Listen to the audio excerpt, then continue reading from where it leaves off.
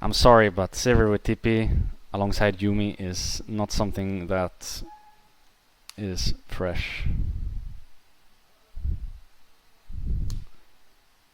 But it's good to know that they consider it strong as well, because every other team in Europe does it too. So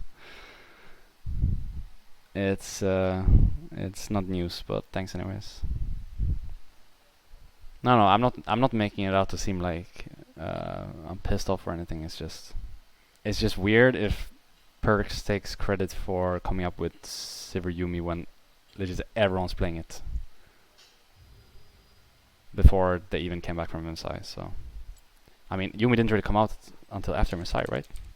But I'm pretty sure we started scrimming before them, and people were playing it from day one. So, 9.10, and 9.10 was released 14th of May, 15th of May.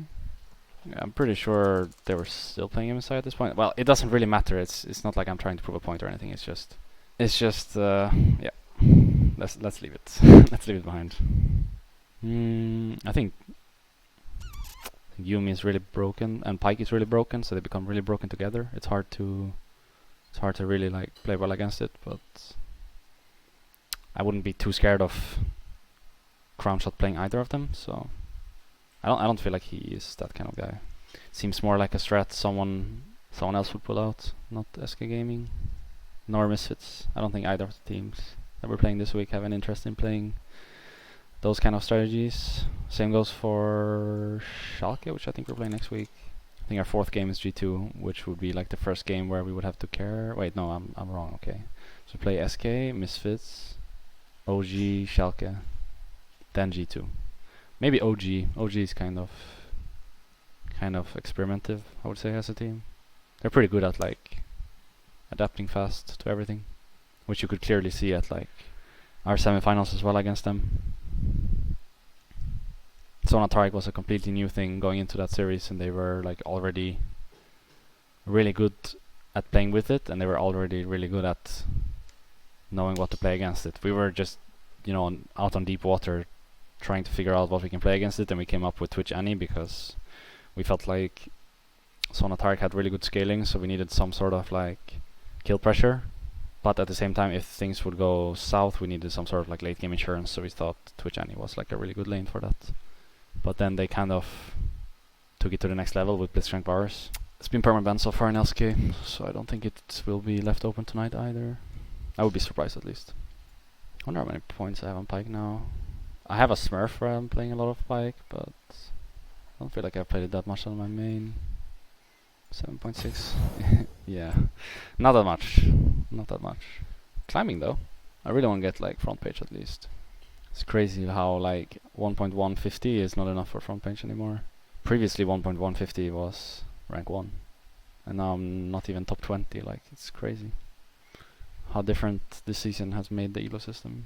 Like, if you're not 600 points, you're out of challengers. That's just nuts. I've been a part of this thing long enough now to know that they don't always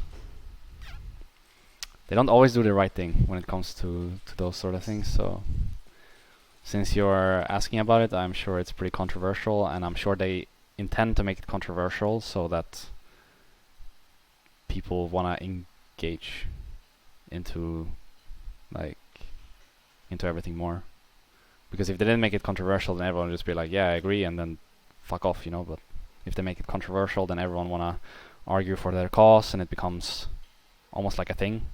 So I kind of realized over the years that they intentionally make it controversial so that the engagement rises, which is honestly really smart.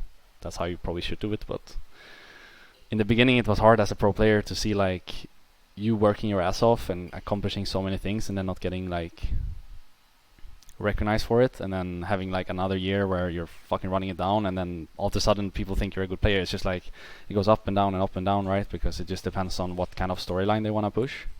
And for example, last split it was Kobe being the best ADC in Europe, which I don't think many pro players agreed with, but I might be wrong. I have my own opinion, right? But let's take that for example. I think Riot was really trying to push that narrative with him being like the best ADC in Europe, regardless of how he performed, regardless of what he played and how they did as a team. He was always in the talks of being the best ADC in Europe, when I at least had a very different point of view. And I think even if he like were to play better this split, then maybe they've already decided beforehand that they want to have another storyline, so he will not get recognized for his efforts. At least that's how I see them doing things. But once again, it's just my POV, so don't take it to heart. It's just what I think. I have 338 from Napping Koala. Hello, I was just wondering, is Essence River good on Lucian for the second item? I think it's pretty good, yeah. I feel like if you go Black Cleaver second item, you're banking on finishing the game before the opposing ADC gets to his core. But if you go Essence Reaver, you have really good scaling because you can just build crit onto crit and then you're actually just another ADC. So I think Essence Reaver is pretty damn good for him because he doesn't really need more pump in the early game than he already has with going Blade. But I also see some people going Essence Reaver first, like even skipping the Blade, so it's not guaranteed to be Pyke, even though I think he's my new Ornn or my new Janna. I don't know what happened there. It's just sometimes I just get like okay, I'm not gonna say that word because I was about to say something very inappropriate. I'm gonna say sometimes I get very interested in playing certain champions. And last year it was Ornn, the year before that it was Janna, and this year it's Pyke. And then I kind of just wanna make them work no matter what, because I think not only do I perform well on them, but they're also like really good at that certain time period. Like I always bring it a little bit too far with like continuously playing Ornn when Ornn is out of meta, or continuously playing Janna when Janna is out of meta. But when I started playing them, it was because they were really fucking OP. So if I actually got to like play them then and there, I would have probably like shown off some good stuff. Because if you're high elo, if you have seen me ever play those champions, you can clearly see that I know what I'm doing, and I'm trying to get there on Pyke. Obviously, I'm not there yet, but that's kind of my goal for him. But it's also hard when you have like the best Pyke in the world on your team, because it feels wrong to play him when I know he would play him better. So kind of have to give him that as well. I started liking Janna a lot when it was Ardent meta in 2017. And then after that, I don't know, I just realized that like Janna is more than just a shield bot. She's actually really oppressive in the laning phase. At least before nerfs, she was like, I could just 1v9 honestly if I got going. So I liked her a lot for that. And Ornn was just like guaranteed engage before nerf.